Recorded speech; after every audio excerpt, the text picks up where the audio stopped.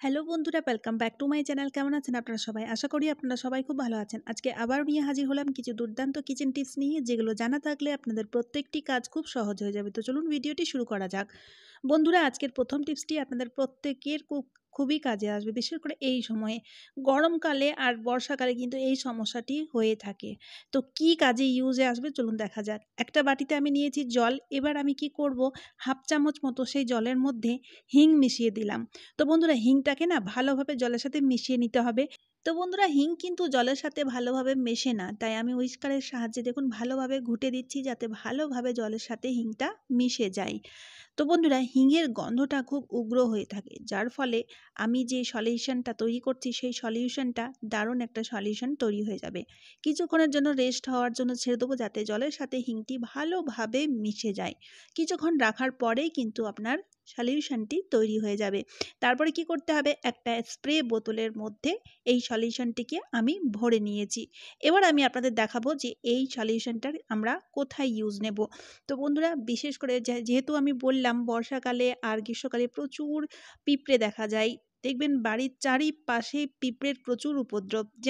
যেমন দেখুন, দেওয়ালের গায়ে এভাবে লম্বা পিঁপড়ের লাইন দেখতে পাওয়া যায়, বা অনেক সময় কিচেন প্ল্যাটফর্মে খাবার দাবারে তো রয়েছে, তার সাথে সাথে জামা কাপড়েও কিন্তু পিঁপড়ে লেগে যায়। তো সেক্ষেত্রে বন্ধুরা, এই সলিউশনটিকে আপনাদের কি করতে হবে, এইভাবে পিঁপড়েদের গায়ে স্প্রে করে দিতে হবে। তাহলেই দেখবেন কিছুক্ষণের মধ্যেই পিঁপড়েগুলো সেই জায়গা থেকে চলে যাবে। অনেক পিঁপড়ে তো মরেই যাবে।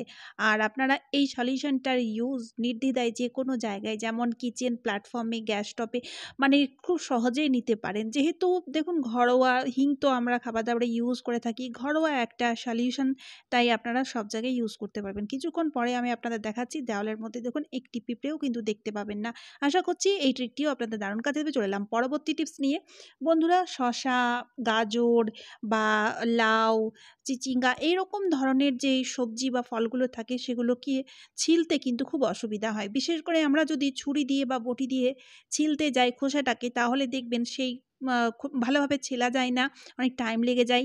বা এরকম ধরনের যদি আলু ছুলনি থাকে, আলু ছুলনি দিয়েও যদি ছিলতে যাই, সেক্ষেত্রে দেখবেন অনেকটা শসা বা যেই জিনিসটা আমরা যে জিনিসটা খোসা ছাড়াবো সেটা কিন্তু অনেকটাই বাদ চলে যায়। অনেক সময় আমাদের কাছে কিন্তু আলু ছুলনিও থাকে না। সেক্ষেত্রে আপনারা কি করবেন, এখানে দেখুন বন্ধুরা, আমি নিয়ে নিয়েছি একটা বোতলের ঢাকনা। ঢাকনা কিন্তু আপনাদের এইরকম ধরনের যেই ওষুধের, যেমন কাশির সিরাপ, এরকম ধরনের যে লিকুইড ওষুধগুলো পাওয়া যায়, তার ঢাকনাগুলো দেখবেন টিনের হয়ে থাকে। তার মুখটা কিন্তু বেশ ধারালো থাকে, যার ফলে খুব সহজেই সেই ঢাকনার সাহায্যে এইরকম ধরনের যে পাতলা খোসাগুলো থাকে, আপনারা খুব সহজেই ছাড়িয়ে নিতে পারবেন। খুব চটজলদি কাজটা হয়ে যায়। দ্বিতীয়ত হচ্ছে কোনো রকম কোনো ওয়েস্টেজও হয় না। আশা করছি এই ট্রিকটিও কাজে দেবে খুবই। চললাম পরবর্তী টিপস নিয়ে। তো বন্ধুরা, লুচি, রুটি, পরোটা বেলার জন্য আমরা এই রকম ধরনের চাকির ইউজ নিয়ে থাকি। আর ইউজ করার পরে আমরা ভালোভাবে ধুয়ে নিই জল দিয়ে বা ভীম জেল দিয়ে, ভীম বার দিয়ে ধুই। তা সত্ত্বেও কিন্তু ভালোভাবে পরিষ্কার হয় না অনেক সময়, যেমন দেখতে পাচ্ছেন। বা চাকিটা ভালোভাবে আমরা সেই মুহূর্তে পরিষ্কার করে নিলেও কিন্তু ব্যাকটেরিয়া জমা হয়ে থাকে। বা অনেক সময় দেখা যায় কাঠের চাকিগুলোর মধ্যে ফাঙ্গাস লেগে যায় বর্ষাকালে। তো সেক্ষেত্রে বন্ধুরা দেখুন এই ট্রিকটি আপনাদের কত কাজে দেবে। এখানে আমি নিয়েছি অল্প একটু লবণ, আর আমি নিয়েছি একটা অর্ধেকটা পাতিলেবু। তো আমি পাতিলেবুটাকে এভাবে চিপে নিলাম। চিপে নেওয়ার পরে এই যে খোসাটা দিয়ে এভাবে দেখুন হালকা হালকা করে আমি রাব করে নেব। এতে কি হবে, যেহেতু লেবু একটা লেবুর মধ্যে রয়েছে প্রচুর পরিমাণে ক্লিনিং এজেন্ট, লবণের সাহায্যে কি হবে, স্ক্রাবটাও খুব ভালোভাবে হবে। তাছাড়া ব্যাকটেরিয়া ধ্বংস করতে লবণের কোনো তুলনা নেই। তো সেক্ষেত্রে বন্ধুরা, চাকিটা দেখুন পরিষ্কার তো হচ্ছে, তার সাথে সাথে ব্যাকটেরিয়াগুলোও কিন্তু ধ্বংস হয়ে যাবে। তাই বন্ধুরা, মাঝে মধ্যে আপনারা এইভাবে অবশ্যই চাকি পরিষ্কার করবেন। এতে কিন্তু ফাঙ্গাস লাগারও কোনো ভয় থাকবে না। মাসে অন্তত একবার হলেও এইভাবে চাকির ডিপ ক্লিনিং করতে একদমই ভুলবেন না। তারপরে ধুয়ে অবশ্যই সবসময় শুকিয়ে রাখবেন। যদি ফাঙ্গাস লেগে যাওয়ার মতো সমস্যা দেখা দিচ্ছে, সেক্ষেত্রে একটু তেল লাগিয়ে রাখলে দেখবেন ফাঙ্গাস লাগবে না। আশা করছি এই টিপসটি আপনাদের দারুণ কাজে দেবে। চলে এলাম পরবর্তী টিপস নিয়ে। বন্ধুরা, চশমা আমাদের বাড়িতে এমন একটা দুটো সদস্য তো থেকেই থাকে যারা চশমা পরে। তো বন্ধুরা, চশমাগুলো যখন নোংরা হয়ে যায়, বিশেষ করে দেখবেন দাগ ছোপ, মানে ছোপ ছোপ একটা দাগ হয়ে যায় বা স্ক্র্যাচেস এসে যায়, তখন কিন্তু সেই চশমা পরিষ্কার করা খুব কঠিন হয়ে যায়। সেক্ষেত্রে বন্ধুরা দেখুন, একটা ট্রিক বলে দিচ্ছি। দেখুন, আমরা প্রেসার কুকারের আমরা ইউজ তো নিয়েই থাকি। প্রেসার কুকারে যখন রান্না করবেন, কুকারের যে সিটিটা রিলিজ হবে সেই স্টিমটা যদি এভাবে চশমার মধ্যে লাগিয়ে সেই চশমাটিকে পরিষ্কার করতে পারেন, তাহলে দেখবেন বন্ধুরা আপনাদের চশমা কিন্তু খুব সুন্দর মতো পরিষ্কার হয়ে যাবে। এই চশমার মধ্যে আর কোনো দাগ ছোপ বা কোনো রকম কোনো স্ক্র্যাচেস থাকবে না। একটা নরম সুতি কাপড় বা চশমা মোছার কাপড় দিয়ে এবার পরিষ্কার করে নিলেই চশমাটা ঝাঁ চকচকে খুব সুন্দর মতো পরিষ্কার হয়ে যাবে।